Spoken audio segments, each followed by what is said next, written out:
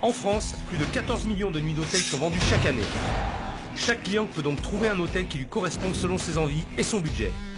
Mais malheureusement, un quart des hôtels français sont classés vieillots, voire vétustes, et près d'un tiers sont au bord de la faillite. Chaque semaine, en France, un hôtel ferme ses portes. Et pour le gérant et son équipe, c'est la fin d'une aventure. Je m'appelle Philippe Etchebest. Je suis un chef 2 étoiles et meilleur ouvrier de France. Pendant un service au restaurant, j'ai 2 heures pour tout donner. Dans un hôtel, il faut être au top 7 jours sur 7, 24 heures sur 24. Je vais me rendre dans les pires hôtels de France. Je vais tester l'accueil et les prestations comme un simple client avant que vous ne veniez y passer une nuit. Oh putain, je suis cafard. T'as commencé le truc, j'ai déjà le bourreau. C'est à Bellegarde, non loin de Montargis, qu'Hélène et Guy, 2 hôteliers ont fait appel à moi. Ils ont acheté un hôtel-restaurant il y a 8 ans.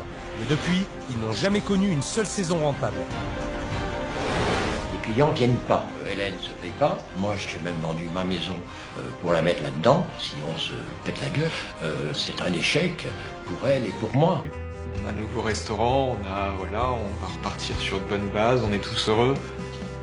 C'est, voilà, on peut pas rêver mieux pour l'instant.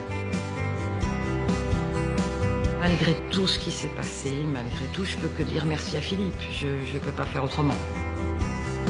Je veux dire, avec tout ce qui a été fait, je ne crois pas que ça ne va pas marcher. Je pense que ça marchera.